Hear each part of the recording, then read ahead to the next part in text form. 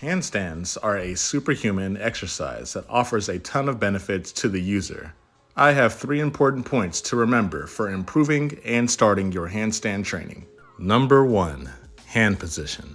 Set up for your handstand by placing your hands shoulder length or slightly wider. There are 3 major points of contact to keep your balance in a handstand. You want to grip the floor with your fingertips, while also keeping the back of your knuckles on the ground, pushing in with your palms. If your body begins to fall forward, push back with your fingers, and if it falls backwards, push in with your palms. Number 2, body position. Start with turning your elbows inward, locking them in place. Push out as tall as you can with straight arms. You want to think shoulders over ears as a body cue. Pushing out with your shoulders above your ears really solidifies the movement. You are now a solid foundation for this exercise. In order to avoid your legs falling forward, you want to tilt your pelvis forward, bringing your hips in line with your shoulders. You can practice a posterior pelvic tilt with hollow body holds. Don't forget to keep your lower back pressed into the ground as you squeeze your core and apply full body tension to all the working muscles. Number 3, how to start and how to progress further. You can start your handstand training at home doing pike holds. Focus on everything we've talked about till now, leaning into your hands and pushing out with your shoulders above your ears. And as that gets easier, you want to add some elevation.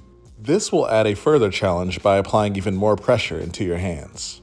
Taking it one step further, we're going to walk our feet up chest to wall. The chest to wall handstand is amazing because you can practice proper form and you'll spend less time falling over and more time on your hands. Don't forget to apply full body tension, squeezing your thighs, core, and pointing your toes. Now let's say you keep falling over on one side, or one of your shoulders is simply just stronger than the other. We're going to do pike shoulder taps, which is a unilateral exercise to solve these muscle imbalances. The key to the shoulder taps is making sure that you are controlled and returning to a comfortable neutral position so you can support yourself again for the handstand. If we were to take it one step further and were to level up our unilateral exercise, we would do pike hip taps. And I'm sure just by looking at this, you see the difference in difficulty.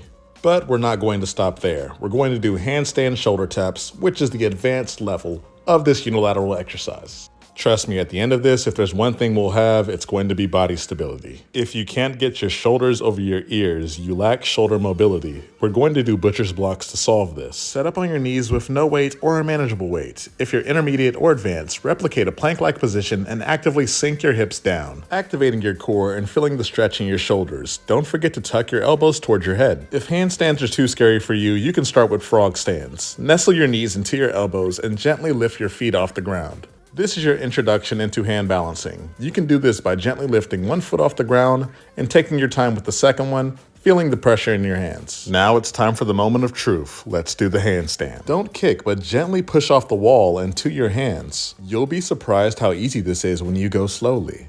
You can get your handstand in just a couple of months, but it can take years to perfect. I hope this video helped you guys. Please like, share, and subscribe for more content. Strict form only.